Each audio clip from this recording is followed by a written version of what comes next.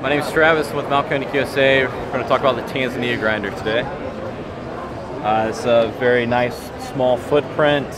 I think the special feature about this grinder compared to our other bulk grinders is the magnetic burr set that is installed in this grinder.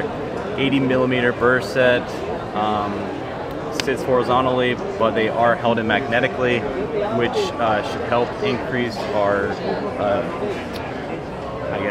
grind distribution. Particle size should be more even. Thank you.